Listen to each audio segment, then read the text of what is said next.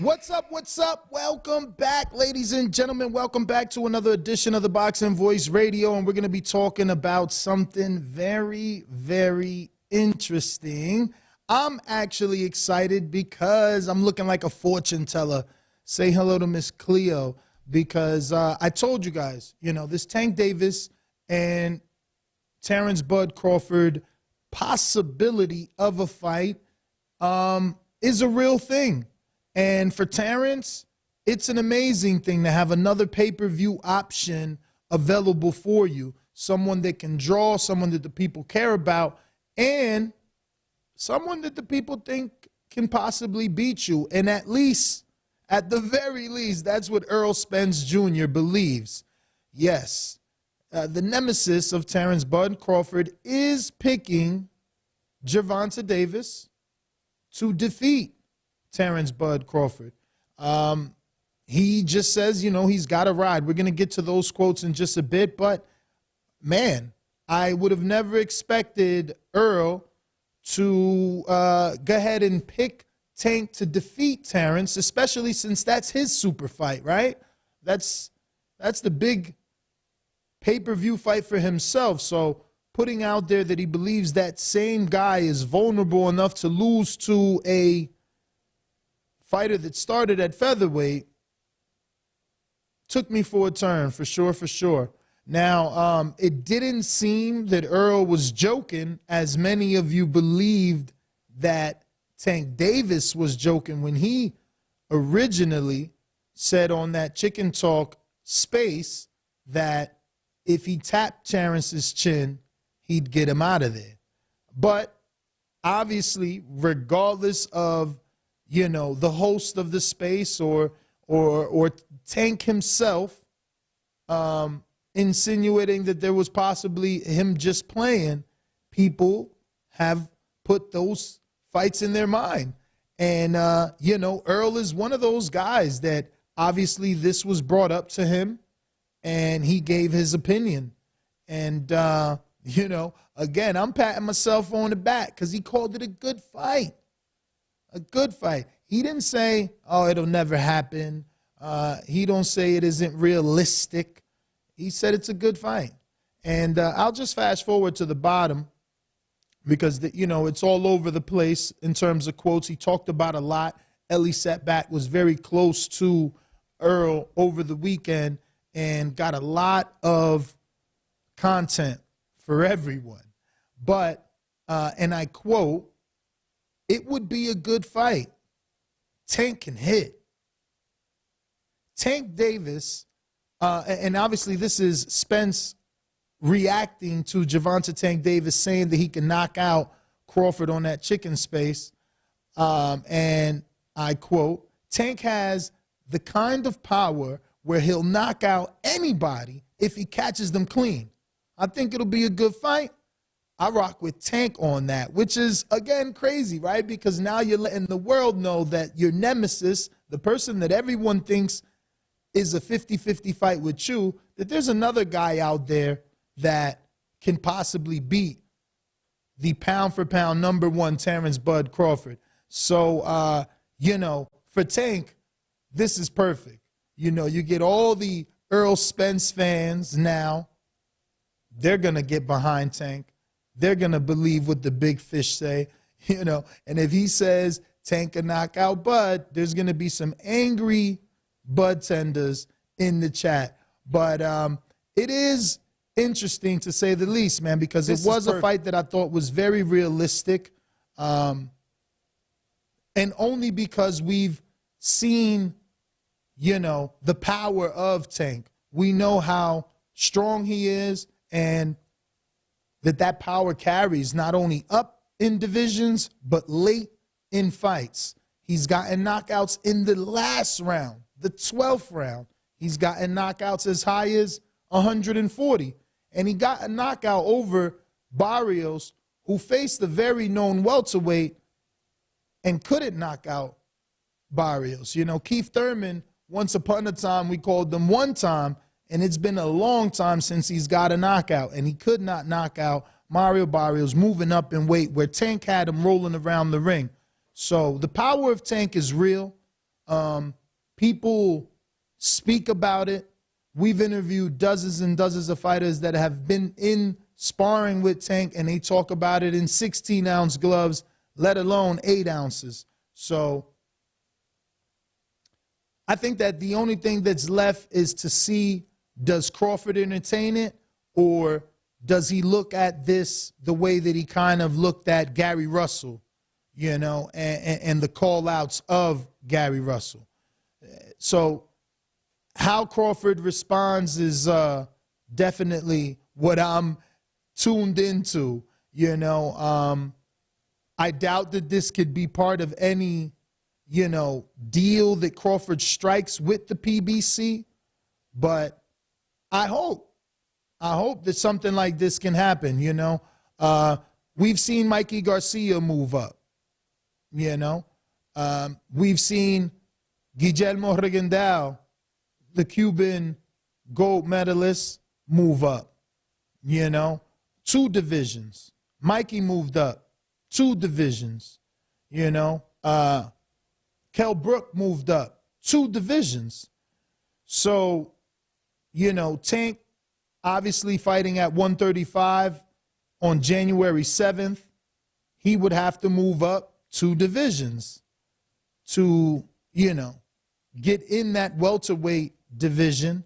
But I've always, not always, but I would say over the last year or so, I've been pushing that on Tank, you know, to strategically pick specific welterweights, only because the welterweight division is the glamorous division. It's the Floyd Mayweather division. It's the money division. Manny Pacquiao has just announced that he wants to come back. That's a fight that makes sense for Gervonta Tank Davis, you know. Manny Pacquiao possibly at 140. Maybe he's too old and can't make 140 anymore. So you got to fight, you know, Gervonta has to move up to 147 and face Pacquiao. A great fight. PBC needs to do that, you know. If anyone needs that Pacquiao fight, especially now that Errol Spence has basically come out and flat out said he won't be fighting Pacquiao and he doesn't want a Pacquiao fight, that'll be a great fight for Tank.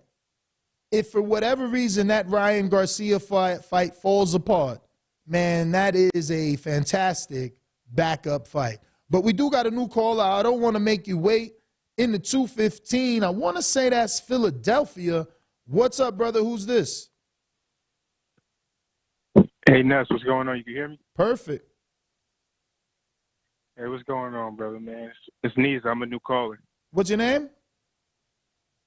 Niza. I was the one that sent in that Frank Martin question yesterday, and you was like, yep, he's definitely African, and I'm going to just leave it there. Okay. Niza. What up? Yeah. What's going on, man? Nothing, man. I just wanted to call in and give you your flowers, man. I've been tuning into the show for a while now, so I've been listening to a lot that you've been saying, and a lot of what you've been saying makes sense, man. I know you got your angry callers and whatnot, but a lot of the stuff you say makes sense. So I just wanted to give you your flowers, and I definitely like the idea of that Pacquiao-Gervonta fight. Yeah, man. Beautiful introduction to 140, an older man, a dude that was never truly a welterweight. Perfect, man. Perfect. Big fight for Tank, too. That should definitely get him, with his fan base, he should definitely be able to do over 500,000 with Pacquiao. Oh, yeah, definitely. Do you think that could do a stadium? I mean, what stadium? Because you got Tank, you know what I mean? And he's the big draw right now. So where would you take it? You know, Pacquiao has obviously fought in Dallas. You have to consider Allegiance, but Allegiance hasn't even done one boxing match yet. Is Tank and Pacquiao big enough? Absolutely. I think that's huge. That's why I brought up the stadium question. Yeah, for sure. For sure. Yeah, that's why I brought it up, because I was thinking that, because when I heard you say it, I was like, yeah, that's definitely big enough to go in the stadium. Yeah, for sure. But I ain't going to hold up the line, man. I just wanted to, you know, give you your flowers and just introduce myself. Appreciate you, man. Keep calling in. For sure, man. Appreciate you. Keep doing your thing, Ness. TBV, you know what it is. All right. Yeah, let's do it. So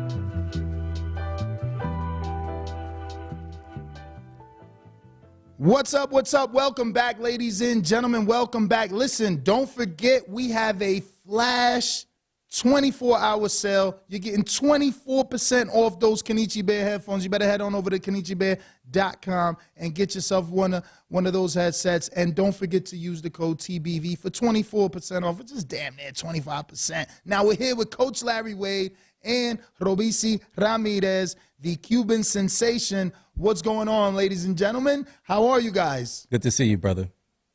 Robisi, ¿cómo está? Bien, hermano, todo bien.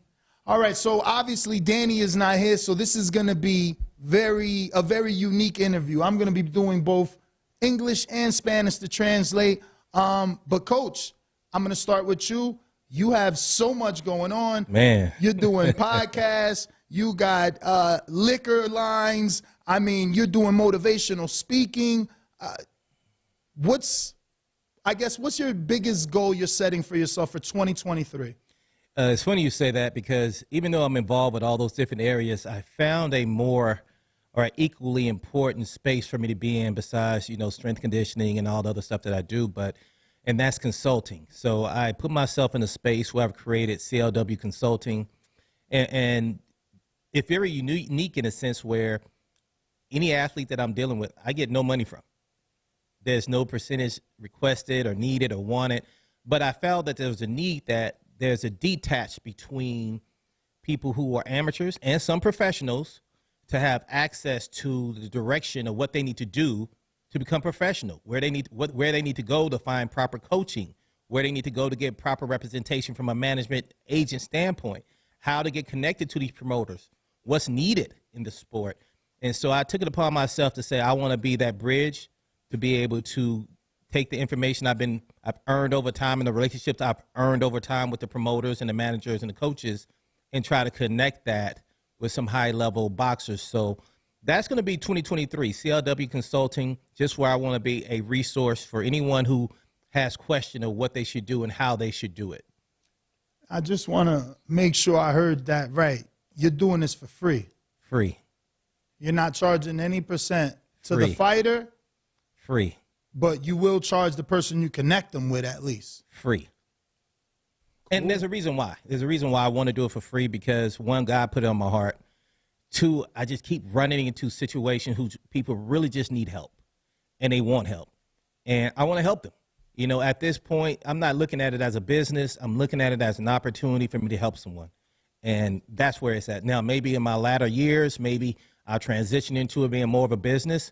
But right now, I just want to help people. And if there's anybody out there that needs help, wants information, want to know how to find proper management, want to know how to find proper coaching, how to connect with these promoters, give me a call or send me a message on my Instagram or my email, and I'll do my best to try to connect you or help you in whatever way possible. And you said the name of the consultant agency was? CLW Consulting. CLW? Coach Larry Wade Consulting, yes. Okay, CLW. So, Robici, obviamente lo que le estaba preguntando es cuáles iban a ser su meta para el 2023. ¿Tú entendiste eso? Sí, bastante. Sí. Oh, tú entendiste eso. Si te quieres darme tu respuesta para 2023, ¿cuál es tu meta? ¿Qué tú quieres accomplish? No, pero a ver, realmente para nadie es un secreto que el 2022 fue un gran año para mí. Creo que además está decir lo que se viene en el 2023. El 2023 creo que va a ser mi mejor año para iniciar una nueva historia que ya hemos ido encaminando desde que llegué acá. Tú me conoces desde que llegué y has visto todo el proceso.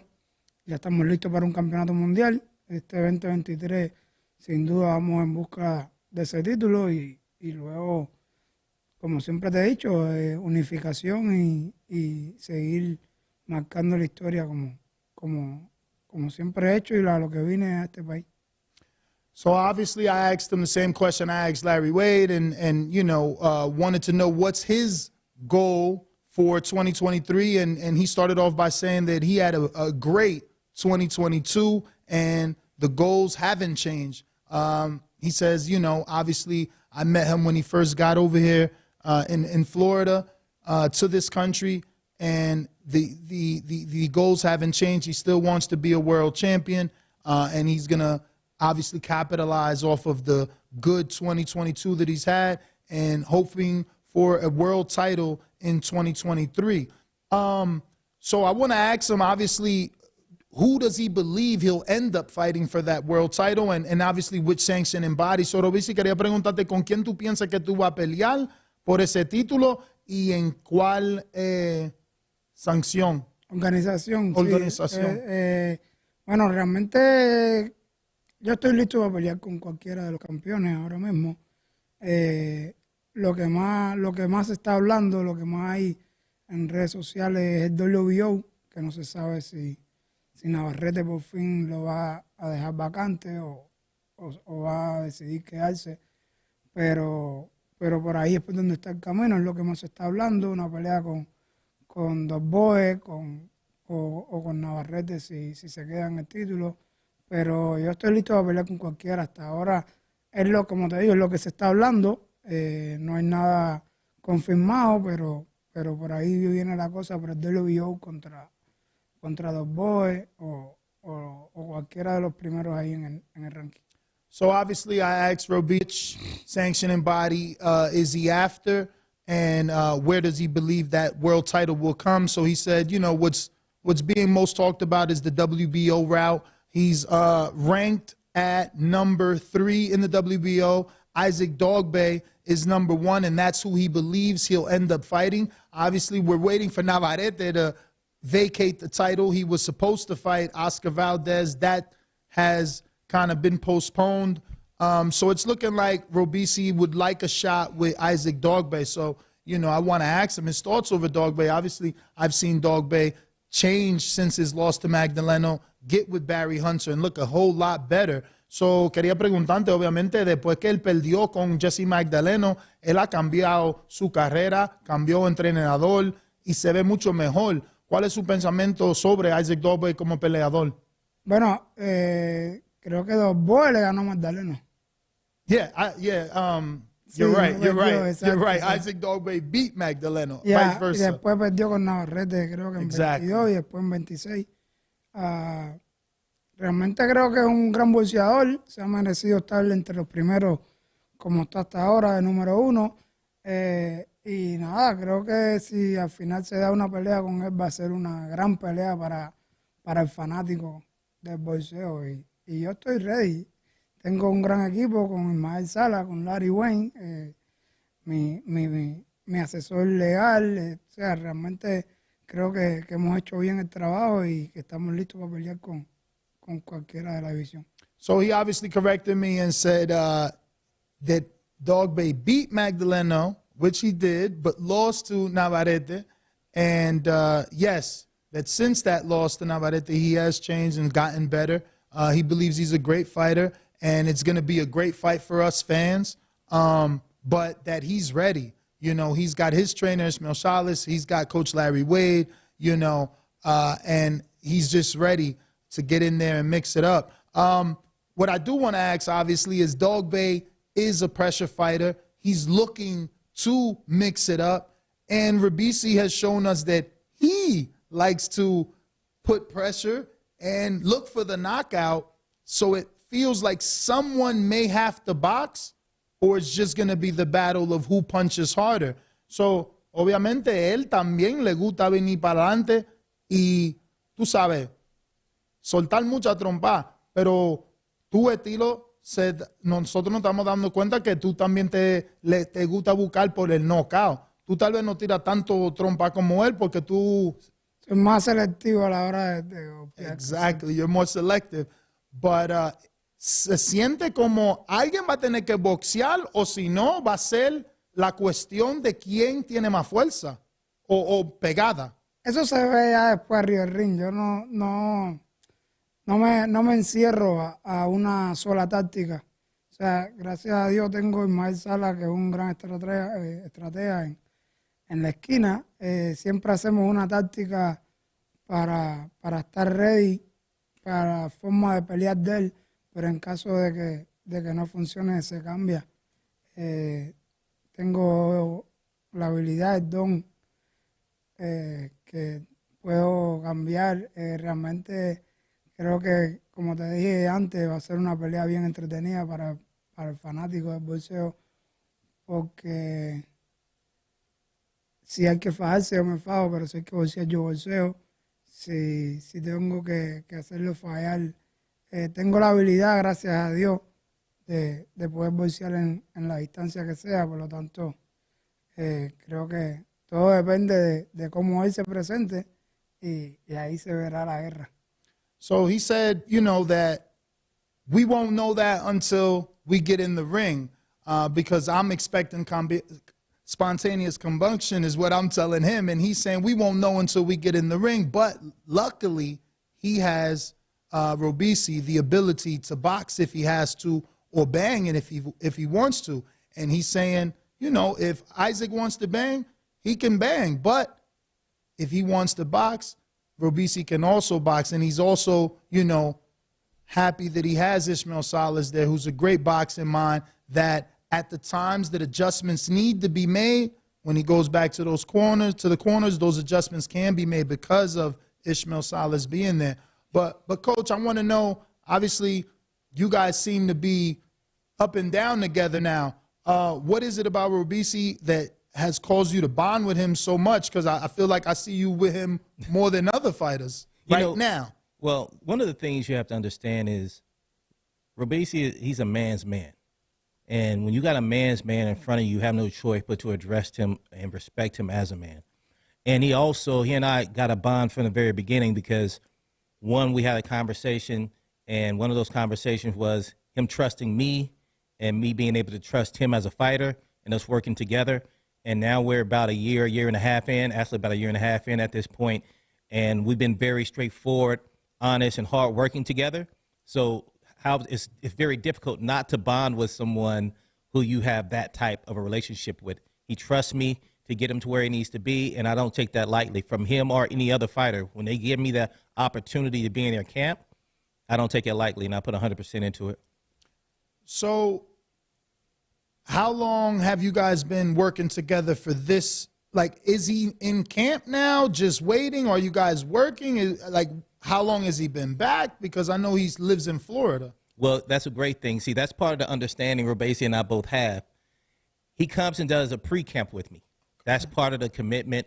He wants to do a pre-camp. So before we start a camp, he'll come in for a month, just try to see where his body's at, try to see if we have any issues, and just work on the baseline conditioning. And that way, when camp starts, which is typically immediately after that, we have about 2 months to get ready. So he's not in camp at the moment, but we are in a pre-camp phase, hoping and praying that that fight comes in the first quarter. So, Robeisy, I want to ask him, obviously, you know, how long has he been doing that? Was that something that he allowed Coach Larry Wade to suggest and just follow that lead? So, quería preguntarte, ¿cuánto tiempo tú estás haciendo eso? Que tú vienes, vamos a poner un mes antes de saber que tiene una pelea para un campo, like pre-camp, como él dice, o eso es algo que él te recomendó y tú lo estás haciendo desde que te juntaste con él? Bueno, desde que nos juntamos, desde que empezamos a trabajar, lo fuimos haciendo desde un inicio. Trabajamos primero, creo que fueron 2 semanas de pre-campamento.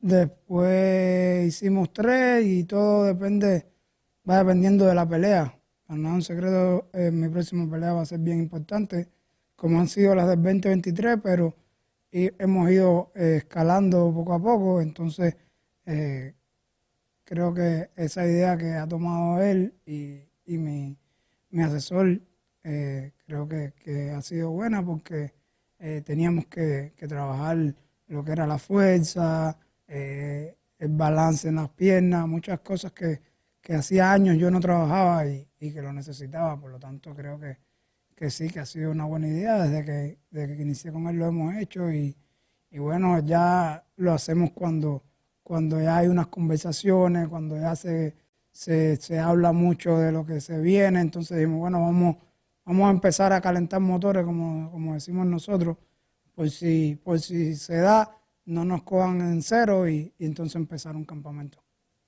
So I asked him, obviously, and his answer was that, yes, it was something that Coach Larry Wade had suggested, but he's totally, you know, enjoying it. He started off at first like a 2 to 3 week kind of pre-camp, and he's just been doing things that he's never done, and he's realizing works for him, like, you know, working on legs and, you know, different positionings that he says Latins like to call getting the engines warm, you know? And it's kind of like boxing anyway. You got to warm up in the back before you go out to the ring. So they're doing pre-camp to get things ready before the actual fight. So I do like that. Coach, so that was one of your suggestions. What other things have you changed or implemented or suggested in the Robeisy camp?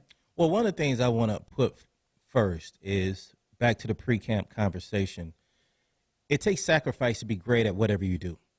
And what Robeisy has done was to make the commitment that he's willing to sacrifice time being with his family. I mean, we're in the holidays, and he's in Las Vegas with me in pre-camp. And not only is it the holidays, today is his actual birthday, and we're training. You know, so that tells you the type of commitment Robeisy has toward not only the work that we're doing, but his drive to be a world champion, if not one of the best in the sport ever to do it. And so it's going to take that type of work. So that commitment means a whole lot, and it's going to pay dividends down the line. How did you guys connect? You know what? I'm glad you asked that. His manager, who's amazing, Jose, reached out to me. And Jose, how long have you and Jose been together? How many you and Jose? Me? Yeah.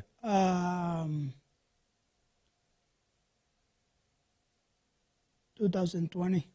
So they've been together a couple of years now, going on 3 years. And Jose reached out to me and said, Coach Wade, I'm putting this. Do you know who he is? And I said, but of course I know who he is. And he says, I got a lot of the people that I need. I got Salas in place. And for those who know me, they know I think Salas is amazing. He is definitely one of the gurus in the boxing sport, if not just in life. So once he told me Salas was on board and I knew the talent this young man had, he didn't have to convince me to be part of the team. I wanted to be part of the team. And so once Jose put the team together, I said, okay, let's go through this first camp. Let's see what we can do. And once I got the verbal commitment from Robeisy that what I needed in order for us to be successful together, and he showed me he was willing to do that, I've been on board ever since. And I support him. I really believe that he's going to be one of the best at 126, if not one of the best ever in the sport. So I want to ask Robeisy, obviously, did, you know, he have some sort of filling out period or did he just take the word of Jose, who I also have to ask, is that the manager? So quería preguntarte si tú en tu mente tenía un tiempo que tú querías entrenar con diferentes entrenadores para ver si tú mezclas con ellos o tú nada más te cogiste la palabra de José, él te recomendó a Coach Larry Wade y si José dice que es bueno, es bueno. Bueno, ya, lo de Salas, ¿sabes cómo fue la historia? Terminaba allá en San Pete en el gimnasio de Kid, realmente no salieron las cosas bien. Vine para acá con Salas, estaba aquí con Salas entrenando a puro corazón, a puro bolseo, sin preparación física, sin correr, ¿sabes? Entonces Salas fue el primero que dijo, no, tenemos que buscar a alguien. Al yo empezar a trabajar con José también, conocedor del deporte, me dice que hay que buscar a un preparador físico porque van a venir mejores peleas y peleas más fuertes. Él me mencionó varios entrenadores, yo no conocía. Le dije, bueno, el que tú creas que es mejor, el que tú creas que es bueno, el que tú creas que me va a ayudar. Él habló con Larry le dijo, por supuesto, vamos a ver qué tiene el muchacho. Fuimos a una pista, hicimos 2 o 3 cosas ahí, enseguida él dijo que sí. Y bueno, hasta el día de hoy se han visto los resultados. For sure. So he said, yeah, you know, he took the word of Jose. He basically told Jose basically told him, you know, here's a few different strength and conditioning coaches. He's like, man, look, whoever you think is the best, that's who I'm going to work with. He said Larry. Then they ended up in the track. Larry had him do a couple of, you know, different exercises, and they've been together ever since. I remember. Maybe 30 push-ups. Yeah. So I do. So what you did, like an evaluation of where he was at physically? Yeah, I always do an evaluation to kind of see what type of fitness the individual has that's in front of me. I test the energy systems by giving them different runs so I can test the energy system based on time. And then we do a series of strength endurance type exercises, like he said, push-ups. And I like to get an average baseline of what a professional should be able to do from a push-up standpoint. And the baseline for push-ups for me is 50 push-ups. For a professional fighter? For a professional fighter. But you mean for the tests only, not per set? Yeah, well, the numbers that we do are beyond 100, beyond 50, but that particular test is 50, right? And wait. So you're saying when a fighter's in camp, their set with Larry Wade is more than 100? Absolutely. So easy. Yeah, easy. Pero sin parar. Yeah. But not full extension. Yeah. Y'all doing them little prison push-ups. No, we could do full too. Some of them I don't ask for full extension because it can cause more stress on the rotator cuff. But for the most part, I tested him for 50 and he only gave me 30. And I was like, okay, we got some work to do as far as what's needed. And so we also tested all the different energy systems. And I was like, okay, I gave an average of where I thought he was, how long it's going to take to get in shape. We didn't have a fight at the time. So it was pretty much, let's start getting his baseline fitness together. Let me go talk to Coach Salas and ask Coach Salas what he needs to see in Robesi, because the reality of the situation is I don't determine the direction we go. The fighter and the trainer determine that. And I just help facilitate what they're looking for. So if a guy needs to get in better shape, that's what I do. If a guy needs to get stronger, that's what I do. If a guy needs to have more agility, that's what I do. And in this particular case, I asked him what he felt like he needed to get better at. I asked Coach Salas, same thing, and then we went to work. But now he can do over 100 push-ups easy. So why you left it blank? That's team information. What blank was that? You asked Coach Salas what he need to get better at. Yeah. Well, you know, I mean, obviously he's with you, so it's gotten better. The knockouts are there. He's looking better. Okay. They talking title shots. So whatever it was is not there anymore, ¿verdad? Lo que había ya no está. Está, pero lo hemos mejorado. Okay, so he says it's still there, but you guys have worked on it and it's getting better. Well, let's just be very clear. One of the things that people were talking to me about, not Robesi, was he didn't have power. That's what they were saying. And that was a total lie. He always had power. Larry Wade did not give him power. Larry Wade showed him how to drop his hips to use the power and be strong in your legs. Once he got his legs strong, he handles the rest. He has no problem. He's always had power. He just boxed a lot more. When he's boxing and moving, it's a lot harder to throw power. But he's always had it. He's always had it. It was just a matter of getting his legs strong enough so he could sit on it and really start to throw heat. And once he realized he had it, he hasn't turned away from it at all. He's trying to knock everybody out. That's what it looks like. So I do want to ask him that. Larry Wade, él nos está diciendo ahora que tú estás, tú sabes, noqueando, parece que tú quieres noquear a todo el mundo. Y es verdad, a veces yo te veo y tú estás tirando con toda tu fuerza, o sea, se parece así por televisión. ¿Es algo del knockout que te fascina o que te, I don't know, que te motivas? O Realmente es más como se dé la pelea. Yo, como tú dices, yo después de mis peleas, yo veo las peleas, yo me siento a mirar. Y de ahí es que uno saca a veces los errores o lo que debimos haber hecho que no se hizo. Sí, salimos bien, pero podíamos haber hecho esto y hubiéramos salido mejor. Y no, yo no soy un boxeador que sale a buscar el knockout. Realmente salgo a trabajar. Lo que me ha dicho Larry siempre, desde que empezamos a trabajar, ya hicimos el campamento, tú estás fuerte, tú estás preparado, no te limites. Entonces salgo a no limitarme. Si se ve que estoy buscando el golpe, es porque lo estoy tirando así para que el rival sienta que yo estoy ahí y que si le doy bien dado se va a caer. Entonces creo que eso, que salgo a trabajar, no realmente a buscar el knockout. Si sale, sale. Y es como pasó en la última pelea. Realmente era una pelea más de tránsito por lo que pasó con Jersey Magdaleno que se quitó. No era necesario tampoco buscar el KO, pero se dio la oportunidad y bueno, y salió. Yeah, so I was asking him if it was something about the knockout that, you know, drives him or motivates him, because it has been seeming like he's been going for the knockout. And he said, no, that is not like that. You know, if it comes, it comes.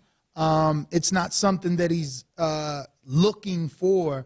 And even in this last fight, you know, since Jesse Magdaleno pulled out and it was a different opponent, you know, he was able to get the knockout because it presented itself. It wasn't like, again, he was looking for it. You know, he's there to fight and he's ready to fight. So that's all that matters. So what I do want to ask, how are you feeling, you know, with your promoter? Because it seems like they're moving you in the good direction. You know, seems like you're going to get this world title.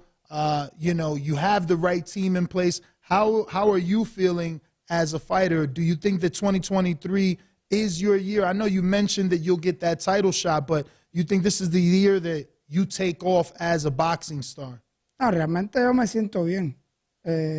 Hasta ahora las cosas con la compañía, con Torran, van bien. Se está viendo, no te voy a decir mentiras, se está viendo el apoyo que no había anteriormente. Ya realmente, como he dicho en otras entrevistas, ya yo no soy como dicen ellos, un prospecto, ya yo soy un contendiente a título mundial. Y creo que sí, me siento bien con la compañía. Me siento ready para un 2023 lleno de cosas buenas, tanto de salud, de bendiciones con mi familia, como en mi carrera. Creo que va a ser el año donde realmente vamos a coronar, que va a quedar para la historia, y de ahí adelante entonces ya hablaremos de unificación y de otras peleas más importantes, porque en esta división hay bastantes boxeadores con los que se pueden hacer peleas buenas. So he says, yeah, man, he feels good. And in terms of the company that is Top Rank, he feels the push from them that he believes in the past wasn't there. And he feels like it's there now. They believe in him. He believes that 2023 will be his year, not only in boxing, but, you know, he's hoping that blessings come to him and his family in life as well. But he definitely feels like Top Rank has stepped up, which is a good thing, man. You know, they have ESPN, and that's a major platform that can push him out there. And right now, it's not a lot of Cuban stars. So I do want to ask, does he feel the need to change that traditional Cuban style? I feel like a couple of years ago, people, you know, when you thought of a Cuban, you thought of a boxer. And now that's slightly changed with himself and Yurokis Gamboa. And you know, did he set out to change that, or is this just his natural style? Did you understand that? Yeah, okay. ¿Quieres que te lo diga de nuevo? No, Okay. entendí bien. So, si me puedes darme la respuesta de eso. Yo creo que es imposible a esta altura cambiarme la escuela cubana, el estilo del boxeo cubano. Simplemente es, bueno, el que lo vea como yo y el que sea inteligente, es agregarle las cosas que uno aprende en el boxeo profesional con Salas, con Larry, estar sentado, pegar fuerte, buscar hacer daño, pero quitarme el estilo cubano, eso no va a pasar, porque es que creo que tienen un falso concepto del estilo cubano. El estilo cubano en el amateur sí es dar y que no te den y moverse y estar, como se dice, corriendo. Nunca me he caracterizado por eso, ni en el amateur ni ahora. Si tengo que moverme, me muevo, pero siempre buscando mi posición para poder atacar de nuevo, no huyéndole a ningún rival. Entonces creo que el estilo cubano es ese, es moverse, pero buscando atacar, incluyéndole las cosas que he aprendido acá. Por lo tanto, no creo que tenga que cambiarme. Mi escuela cubana de boxeo es lo que me caracteriza, y ya los knockouts y la fuerza es lo que le incluí a mi estilo. So he's saying that basically no, he is the Cuban school of boxing, and there's a misconception amongst boxing that Cuban boxing is, you know, only running, or like we like to say, to hit and not be hit, which he says it is, but it's also to avoid being hit and look for the attack or counterattack, which is what he does. And he says he's never been characterized as a, you know, runner or a mover, not even in the amateurs, let alone here in the pros. And what he's been able to do is add Ishmael Salas, add Coach Larry Wade to that Cuban school of boxing, that will always be him. So that was a great answer. For sure, but I do want to ask him, because I think I heard that he sparred with Hector Garcia. Is that true? Yep. Yeah. Yeah. What's your thoughts? 2014. Oh, wow, that long ago. Yeah. Yo pensaba que era más recién, como está entrenando acá arriba con Bobby Santos. Que dice sparring. Sí. Sí, claro. No, pero peleamos, él y yo peleamos. Oh, pelearon en 2014, un centroamericano. All right, so he was telling me, I'm thinking they sparred in 2014. I'm like, damn, he's out here. Why y'all not getting nowhere? He's like, no, we fought in the amateurs in 2014. But yes, since Hector Garcia has been out here, they have sparred. And now I got to get his opinion. How good do you think he's going to do versus Tank? Uh-oh. Mi opinión personal es que Tanque debe ganar. Mi opinión personal. Héctor Luis es un boxeador guerrero, es fuerte, pero Tanque es un tipo que tiene boxeo cuando quiere, porque lo ha demostrado que es cuando él quiere boxear. Cuando él quiere salir a noquear, él noquea, él sale a fajarse. Pero con un boxeador así fuerte, le va a boxear, y pienso, y lo va a ir desgastando poco a poco. Algo que haría yo. Estoy hablando como yo pienso, no sé, la táctica de Cobar. Héctor Lee es un boxeador fuerte, un boxeador que tiene que he ido aprendiendo. Creo que con Salas se vio su mayor avance. No me gusta hablar ni faltarle respeto a nadie, pero creo que han sido un poco malagradecidos. Y esto lo digo aquí, se lo he dicho a ellos en lo personal. Porque... ¿Que él ha sido un poco malagradecido? Sí, los boxeadores. Los So boxeadores. tú hablas sobre... Ay, Yo- ay, ay, yo y sé- ahora no. yo no tengo a alguien para Lo que- traducir. lo Tú que- vas a hablar sobre los dominicanos que se fueron. Sí. Ay, sí. Dios mío, y yo no tengo traducción. No, pero yo se lo he dicho a ellos. Try it. I'm gonna Yo try. se lo he dicho a ellos personalmente, no es algo que yo estoy diciendo acá. No, Ya claro. ellos lo saben. Mi opinión. Porque ayer mismo vi, creo que una publicación, ¿no? Que Dos Santos, entrenador del año. What the fuck, man? pero yo... ¿Qué? Sí, él ganó. Él tiene Carlos Adames, ¿Sabe? ganó con él. ¿Sabes qué tiempo entrenaron ellos para esa pelea con ese señor? Como 6 semanas. Tuvieron que hasta entrenar en México. Sí, porque la visa de Carlos... ¿Qué tiempo entrenó Puello y Héctor Luis con ese señor para la pelea en Miami de título mundial? Él entrenó con él porque yo vi a Puello haciendo... No, en serio, yo vi a Puello haciendo guanteo con... Claro, porque se los llevaba de con Yellow gimnasio. Lucenov, Se no, los en llevaba, Top se Rank. los llevaba de gimnasio, Ujú. sin hablar con Salas. Eso no se hace. Estamos en un negocio. Tú sabes que tú tienes un lado de la historia. No. Tú tienes que hablar con los peleadores. Yo hablé con los peleadores. Yo estaba ahí. Pero solo. No, yo estaba ahí. Porque yo he oído mucho Lo que te historias. estoy diciendo es lo que yo hablé con Héctor Luis. Ok, con Luis específico. Yo le dije a Héctor Luis, mira, creo que está siendo un poco mal agradecido, porque aunque Salas sea una persona mayor y de vez en cuando se le va a la cabeza, es un tipo que le gusta trabajar, que trabajó con ustedes, que estuvieron 2 años aquí sin pagar un peso. ¿Entiendes?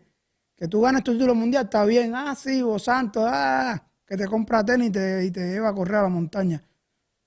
Pero aunque sea un mensaje, profe, mira, este título también es de usted. Porque 2 años se metieron ahí entrenando sin pagar un peso. Espérate, dame a tratar de traducir un poco de esto. Ay, y si no, el que entendió, entendió. Exactly. He said, if you don't know Spanish, you fucking missed it, whatever I missed, because that was a lot. So basically, we had been hearing these stories, though, Coach. I swear to God. So, what he knows, he obviously knows more than me because he's a fighter. He's been in that gym with Salas and them training. But I heard from plenty of fighters, they don't like the way the Salas is. Like, he's too over them. If they want to take a picture, he ain't trying to hear that. If they want to record themselves on the bags, he's saying no. Everything is his way, and it turned off some fighters. So, Mira, Robici, tiene que dejarme traducir porque se me va a olvidar. So basically, Robici is telling me like, yo, they're just ungrateful. Specifically, Hector Garcia. He was training there 2 years without paying $1. The least he could have done, yeah, you won your world title. You want to say that was with Bob Santos? Cool. But send a fucking message to Ismael Salas saying, yo, Professor, this is for you too. You helped me get there. Correct. We did 2 years in for free, So I get that and his side of the story. But there is industry rumors that Salas is too much on them fighters, and that's why a lot of those fighters left from that gym. But you wanted to say something. no, para que no dieras tanta vuelta. La cuestión es esa. A mí realmente no me interesa si entrenan con Dos Santos. Oye, profe, mira, este es un audio. Profe, este título también es para usted, aunque yo sé que usted está molesto con nosotros, pero yo trabajé con usted mucho tiempo y usted me enseñó mucho. Este título también es para usted. Ya. Sala es una persona mayor que de vez en cuando te digo, porque hasta conmigo se faja, pero hay que entenderlo. Porque es un tipo que sabe de boxeo. Cuando él te dice algo y se faja contigo es porque él está viendo que algo está mal. Entonces ahí es donde uno tiene que sentarse, analizar y decir, si él me está diciendo esto es por algo. Entonces, yo no pido más nada. Si al final cada cual hace lo que quiere con su carrera y esto es un business, esto es un negocio. So he's just saying that's all that he asks. He says, look, it costs you nothing to grab your phone and send a voice message and to say, hey, this is for you too. You worked with me, Just have a little gratitude, basically. He's not picking sides, and he said he understands this is a business, but as a fighter, he would like Lewis and anyone else to show gratitude. Coach, I know you wanted to give your opinion. You know, I've been with Rabasi now over almost a year and a half, and even before that, I've had a relationship with Salas for years, and have always been welcome in his gym. And I saw Salas personally work with a lot of these guys consistently, giving them advice, helping them over the years. Once again, as far as the overbearing part of it, I haven't seen much of that, but in some of these guys' cases, they actually need a little bit more structure, for lack of words, because they don't have an understanding of what it takes to get to the top. And when you're dealing with a guy like Salas, you're talking about a coach who has 16 world titles, I believe it is, as a trainer. So there's a certain level of knowledge, a certain level of professionalism, and a certain level of understanding that's needed in order for these guys to get to the top. And this is his way of trying to create that structure so they can walk within the lines and still be successful. A lot of times in the gym, which you know yourself, guys look at the gym sometimes as just a social media opportunity just to show hitting the bag, speed bag, or whatever the case may be, and that becomes more the focus than actually focusing on a craft, focusing on the technique, focusing on the structure and the sacrifice that's needed to get there. And so sometimes it is a big rough for guys just simply because they're not used to that. They're not used to someone having structure or even caring enough to want to create it. Most guys are, yeah, do what you want. Yeah, I like you. I love you the way you are, and empower the bad habits along with the good habits. And Salas is not a guy that's going to do that. If he doesn't see the good habits supporting or the bad habits supporting, he's going to try to correct whatever those are. I want to ask Rabisi because I feel like I remember, but I'm going to tell him not to quote me. But I feel like I remember Hector saying that he wasn't getting enough one-on-one time. So I just want to ask Rabisi, does he feel that maybe Salas has too many or had too many? Because obviously with those 3 Dominicans leaving, that's 3 fighters alone. So, ¿tú crees que, porque yo como que me recuerdo que él dijo que él no tenía suficiente tiempo íntimo para él? O sea, ese era el complaint de ellos. ¿Tú crees que Salas tal vez tiene demasiados peleadores o es embuste? Si tú necesitas ayuda, tú tienes que buscarlo a él y él va a estar ahí. Es lógico. Boxeador aquí los boxeadores somos nosotros. Y es verdad, hay veces el gimnasio está lleno. Pero yo llamo y le digo, Salas, ¿a qué hora puedo ir al gimnasio que me vayas a atender? No, ven a las 1 de la tarde que ya todo el mundo terminó y yo te atiendo a ti. Ok. Ellos no podían hacer eso porque ellos no pagaban por entrenar ahí. Ellos se metieron año y pico sin pelear, ninguno, entrenando. O sea, tú no puedes exigir si tú no pagas el servicio. Es como que yo le diga a Larry ahora, mira, yo quiero entrenar 3 meses antes de la pelea. Y él me diga, sí, pero yo tengo que atender a Keylor Plant, tengo que atender a Rolly, tengo que atender. Entonces yo digo, no, espérate. Mira, ¿qué hace falta para que tú me puedas atender a mí? ¿A qué horario puedo ir? Ellos no podían hacer eso. Porque esto es un país capitalista. En Dominicana no sé cómo se vive. En Cuba, tú sabes, el socialismo y la dictadura que hay allá. Pero estamos en un país capitalista y hay que aprender. Hay que aprender. Si tú no pagas, tú no puedes exigir. So he answered my question, which he says, yes, of course the gym is packed, but, you know, you just got to open your mouth and you'll get fed. If he says for him, he'll just say, Salas, what time are you available to train me personally? I want one-on-one time. And Salas will say, hey, come at said time because all the guys are gone by then. But he made sure to emphasize that he can do that because he's paying. And those guys were not paying. Some of those guys were there a year and a half without a fight. So no fight, no pay, you can't, you know, ask someone to do something for you if, you know, you're not paying the man, you're taking him away from money. So he gave the analogy of Coach Larry Wade. He's like, all right, what if I want to come train with Larry 3 months early?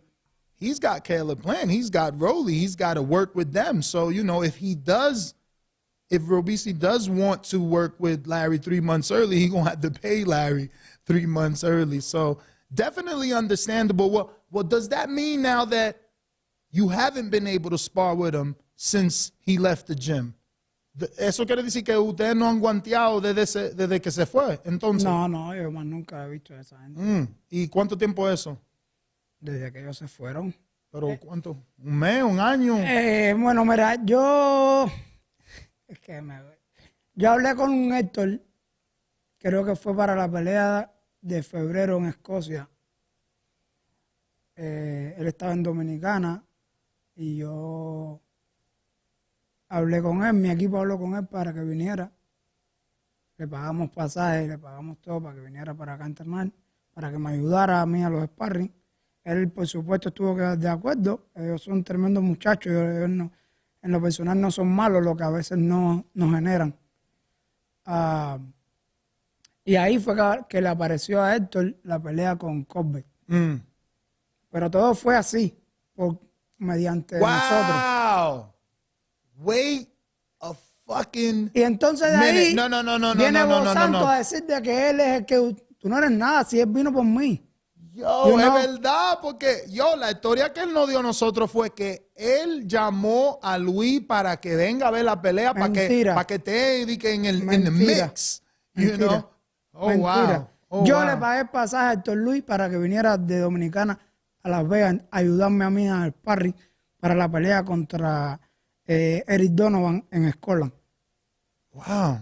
Y ahí, de hecho, cuando yo le digo, Salas tenía relación con Vos Santos, él me dice, no, mira, nos llevamos a Vos Santos para Escocia de Coleman. Yo le dije, yo no voy a trabajar con él. Yo nunca me lo he tragado. O sea, yo no quiero trabajar con él. Cuando yo le dije a él que él no iba a trabajar conmigo, que él no iba conmigo para allá, él nunca me habló, más nunca me habló. Ni quiero, no me hace falta. No me interesa. Y ahí fue que apareció la pelea con Crawford pero no fue que él llamó a Luisito, mira, voy a firmé a estos muchachos, los voy a traer para acá para que tú me busques una pelea. Mentira. Eso no fue así. Wow, so Coach, you'll be the person I'm translating to as well as the audience. So it's so crazy. This boxing world is so small. So we've obviously interviewed Bob Santos, and you know, when he tells the story of Hector Garcia getting the Colbert fight, he makes it seem as if he called Hector and said, hey, come out, you know, I'm going to fly you out, come watch this fight so you could be in the mix. And because he was out there watching the fight, he got the call from Al, like, hey, you think Hector could be ready? He's like, yeah, can you be ready? Like, yeah, of course he could be ready. So he got the fight. But now, you know, Robeisy tells us that's bullshit. He says, yo, I called Hector in DR. I paid for his flight. He was my lead sparring partner for Eric Donovan. La preparación para esa pelea la hizo con Salas y conmigo. He said the preparation for that fight, he did it with Ishmael Salas and Robeisy. This is 100% true. I've been with him for longer than that period of time. I think I've been with him going on my 5th fight, about a year and like 3-4 months. I know for a fact that Robeisy brought him out for camp. Robeisy, he was the chief sparring partner for Robeisy, and I was actually wanting to see how that fight was going to turn out because, you know, he was getting sharp during sparring, but he looked much better the night of the fight than he did in sparring. And so I knew Robeisy was ready. So to see this young man go out there and win a belt, I was very happy for him because I know how hard his sparring was against Robeisy. And so for me to go see Robeisy get a knockout based off the work he did with him, I wasn't surprised because he was showing that type of behavior in sparring as well. So I guess I'm learning something new too because I didn't know that's what Bob Santos has said, and I don't really pay a lot of attention to him either. So he's making it seem like obviously Robeisy got very good work with Hector Lewis that he got the best of, and that's why the knockout came. So I want to ask Robeisy, did he feel that the work was that good? Did he expected Hector to get the win over Colbert, where many people thought he would not, and he was a huge underdog, according to the betting lines? ¿Entendiste? No. So, te quería preguntar, obviamente Larry Wade está diciendo que él te vio guanteando con Hector Lewis y de ver eso, ya él supo que tú ibas a estar listo y por eso se notó que tú tuviste un knockout. So, yo quiero preguntarte lo mismo. Ya tú, como tú estabas guanteando con Hector, tú tal vez te fijaste que sí, él iba a poder ganar porque todo el mundo lo tenía como underdog y que no iba a ganar. De hecho, cuando a mí cuando no encontramos sparring para esa pelea, Salas es el primero que me dice, vamos a hablar con Héctor Luis. José me dice, vamos a llamar a Héctor Luis. Héctor, como te dije ahorita, Héctor Luis es un boxeador guerrero. Sabemos que le gusta. Cuando yo hice sparring 2 o 3 veces con él, yo dije, ya estoy listo para pelear. A mí no me hace falta seguir esforzando, subir más la preparación. Cuando yo voy a Escocia a pelear, yo estoy listo. Y yo fui uno de los que lo motivó a él. Le dijo, mira, nosotros estamos adaptados a salir de última hora, a fajarnos, a no creer en nadie. Tú nada más ponte para hacer el peso, que usted es un guerrero, usted se faja, usted está listo para pelear con cualquiera, pero siempre inteligente y a darlo todo, ¿sabes? Motivándolo. Yo no sabía quién era Crawford, yo no soy un seguidor de los boxeadores que no me interesan, que no son los que yo me debo enfrentar. Pero sí sé quién es Héctor Luis, sí sé cómo boxea Héctor Luis, cómo funciona Héctor Luis. Por lo tanto yo dije, tú puedes. Yo se lo dije, tú puedes. Y pasó. Y ganó y después peleó el título mundial y hoy en día es campeón mundial y yo feliz por él, nada más. So he was saying, yeah, you know, he sparred him and it was good sparring, but right away he knew he was ready, meaning Robeisy knew he himself was ready. But he continued to motivate Hector and let him know that he can do it and told him just focus on making the weight because you're a warrior. You know, you're going to put in the work. And he says he was one of the first to tell him that he can do it. And look, he went out there and did it, defeated Colbert. He specifically said, I didn't even know who Colbert was. I don't even pay attention to fighters that are not in my division or that I'm not going to face, which is funny since Colbert is like 130. It's in and around, you know. But, yeah, man, you know, he said he was happy for him. And he emphasized happy for Hector Lewis and no one else. But yeah, man, I do appreciate you guys coming on. I don't know, is there anything specific you guys want? Maybe I know you're into a lot of ventures. I don't know what Robeisy may be having going on, but if there's anything specific you want to direct the audience to, or anything you guys need to say before we wrap it up. Well, I just want to say to those out there, stay motivated. There was a time in Robeisy's career where he came out very sought out as one of the top guys, being the 2012, 2016 Olympic gold medalist. He lost his very first fight. And in the boxing world, that's a horrible thing to happen because if you lose one fight, a lot of time people just think that you're washed up. So to lose the very first one made it an uphill battle for him. And so he has fought the challenges that have been put in front of him. He's taken advantage of those opportunities. He's earned his way all the way back to the top again to get an opportunity to possibly fight for a world title in the first quarter. So for those out there, just stay motivated, stay focused, believe when nobody else believes. This is how you get to being great. You don't get to being great just by saying, I want to do something. You got to fulfill it. You got to support it. You got to put your efforts behind it. So keep supporting this young man, supporting other young men and women just like him. Like I said earlier today, it's his birthday. So please go and support him. Continue to watch his jump and his work ethic all the way to the top. He will be a world champion. So just stay motivated and don't allow certain setbacks to get in the way of your own greatness. Yeah, I do want to ask him to touch on that because, you know, we know Nkosi Solomon suffered his first loss and he was cut, you know, and some of these fighters suffer losses, turn off their social media accounts. Some can't get over it. So obviously he's been able to pull himself from that loss. into title contention. So I just wanted to, get his story. Was it dark, and how'd you get out of that dark place so that you could give some motivation to, fighters? Because not everybody can win, right? Especially not every single night. ¿Entendiste o te lo...? Por favor. Okay, so, no, quería preguntarte, obviamente, como él estaba diciendo que tú perdiste tu primera pelea, yo quería preguntarte cómo fue eso para ti, si tú puedes dar tu historia, porque yo sé que hay muchos peleadores que pagan las redes sociales después que pelean, que no saben venir para atrás de una perdida. Entonces, esa siendo tu primera, tú todavía fue fortunate. Ayúdame con eso. Fortunate, afortunado. Okay. Tú como quiera fuiste afortunado porque no te cortaron. Anokosi Salomon perdió su primera pelea, lo cortaron, nadie ni sabe dónde está. Entonces quería que tú dijeras tu historia para los peleadores que pierden, que sepan que no se ha acabado. Es que realmente fue una sensación bien difícil. Había una gran expectativa. Yo lo digo en todas las entrevistas y se lo digo a Larry cuando me mencionó de venir. Ernesto fue uno de los primeros que me entrevistó ahí abajo cuando la preparación de Keith Thurman para pelear con Pacquiao, fue una gran experiencia para mí.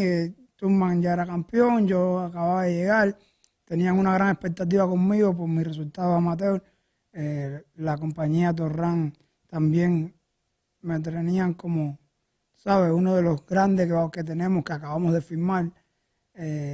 Yo realmente pensaba que estaba preparado mentalmente,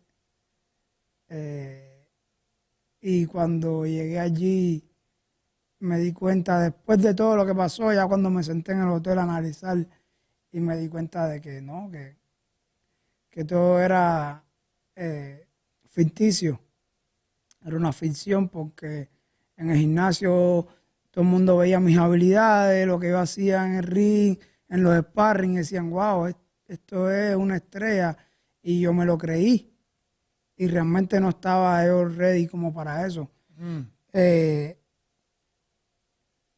Y nada, realmente me levanté, estuve un tiempo realmente un poco triste, pensando en qué iba a pasar con mi carrera. No tenía el equipo indicado tampoco para que me apoyaran. Realmente tuve que ser bien, ¿cómo decirte? Apoyarme en mi familia, apoyarme en mis amistades, que me dijeron no pasa nada, porque el equipo que tenía como que no le importaba lo que había pasado. La compañía también estaba frenada a la hora de... Acabamos de firmar a un doble campeón olímpico y nos pierde la primera pelea. Pues poco a poco fui levantándome, decidí venir para acá con Salas. ¿Pero cómo? ¿Y haciendo qué? Nada, decir como siempre he dicho, es una pelea más, perdí, no pasa nada, todo sigue igual. Yo sigo siendo el mismo boxeador, yo sigo siendo Ramirez, doble campeón olímpico. Yo sigo siendo el boxeador que a los cubanos les gusta. ¿Por qué voy a echarme al piso? No, al contrario, vamos a seguir entrenando, vamos a seguir trabajando. Búscame otra pelea y vamos a darle. Y así pasó. Vine para acá a entrenar con Salas. Salas es un tipo que el que no le suba la autoestima entrenando con él está perdido, porque Salas es un tipo que habla contigo, te aconseja, te dice, usted es mejor, usted tiene que levantar, usted haciendo el trabajo que estamos haciendo no pierde con nadie, y te lo crees, y es lo que pasa. So this is a lot, but yeah. So I was he answered, and the answer is that it was difficult. He was under the impression that he was ready. He was training with Keith Thurman. Keith was getting ready for the Manny Pacquiao fight. He just gets to America, and that's the gym that he ends up at. He's sparring and he's looking good.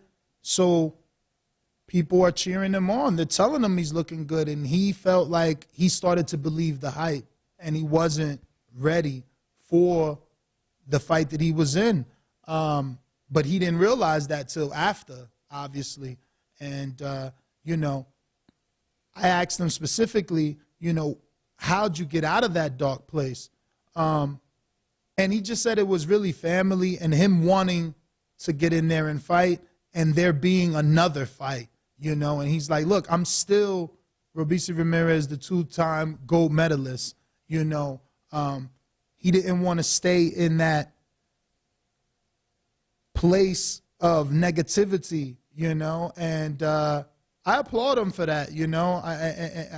I think it's definitely difficult. We've seen other fighters not be able to come out of it. So, you know, the fact that he's in title contention and it was his first loss, like I said, I applaud him because we know a lot of fighters that weren't able to get out of that, you know, and end up where he's at. I want to ask, though, does he feel like the matchmakers kind of regressed the competition, or does he feel like they were looking to sever their ties and they started throwing them even harder competition? So, because that's a way out of your contract, you know. If you're paying a fighter superstar wages and he just lost, you probably don't want that contract. So te quería preguntar si tú te sientes que la compañía Sparring te estaban mandando peleadores más difíciles después de la pérdida, o tú crees que estaban trabajando contigo para que tú vayas creciendo, porque obviamente era un contrato que hicieron contigo, pero ellos tenían, como tú dijiste, estaban esperando otra cosa. So, con darte pelea difícil es una manera de sacarte del contrato. Exacto. No, creo que ellos, no sé, a mi opinión personal, creo que ellos se dieron cuenta de que todo boxeador no es igual. Se dieron cuenta de que donde yo estaba, que el equipo que yo tenía no era el indicado, que yo necesitaba un proceso. Pienso, porque así fue. Fui poco a poco procesando, fueron rivales de menor calidad, algunos que apretaban un poco, pero que sabían que yo podía ganar. Y hasta que empecé a trabajar con José, que José sí me dijo, no, hay que ir buscando boxeadores porque realmente el equipo que yo tenía no se preocupaban por los rivales, no se preocupaban por los rounds. Ellos decían, la compañía le mandaba un nombre o de una fecha, ellos me decían, va a pelear con fulano tal día, y dale. Y indiscutiblemente este negocio no es así. Entonces ahí fue donde yo dije, mira, esto no puede seguir así. ¿Cuántas peleas seguiste así? Eso fue agosto, después peleé en noviembre acá con Salas, volví a pelear en febrero del 2020, peleé de nuevo en junio, julio, y ya en septiembre creo fue mi última pelea con ellos. Y volví a pelear en diciembre, en fin de año, pero ya eso fue trabajando con José. Yeah, porque se nota. So obviously I was asking him about that tough opposition and did he feel that they were throwing him. And he says, no, it wasn't even the company. It was his managers or handlers. They weren't really caring who he was fighting. They weren't worried about the fighter, how many rounds. It was just like, yo, this is the fight and this is when you're fighting. And he actually stood in that situation for quite a few fights. He ended up, rematching Adan Gonzalez and, ended up having the fight with Felix Cabral. And then that's when he was out of that situation and linked up with Jose and Ishmael Salas. Well, obviously, he was already training with Salas after the loss, but, Coach Larry Wade and everyone else got together after that when Jose got involved. So I do want to say they didn't pump the brakes. And how did he feel about that? Because obviously the first fight was a 4-rounder. He loses it, the next fight is a 6-rounder, so it didn't seem like they pumped the brakes. You understood that? Sí, esa primera pelea era 6 rounds también. Oh. Y me la cambiaron a 4 rounds la semana de la pelea. Entonces también un poco me cruzó ahí, pero no hay justificación. O sea, ya los jueces lo vieron ganar a él. Tuvimos la revancha en el 2020, en julio creo que fue. Y le gané por decisión unánime, pudiendo parar la pelea. Pero bueno, no llegué a ese punto. Y nada, y de ahí se fue viendo el cambio. Después en septiembre peleé con un boxeador conocido que había peleado con Shakur, que fue Caraballo. Y entonces ya en fin de año, ya peleando ya trabajando con José, peleé con Brandon Valdés, creo que se llama, colombiano, y todo fue cambiando.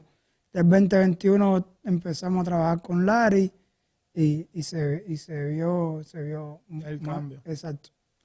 So yeah, he was just explaining that the Adon fight, obviously he rematched him. He feels he could have got the knockout. It didn't come, but he feels he could have got the knockout. And then, you know, he stepped up in competition with a former Shakur Stevens opponent in Caraballo.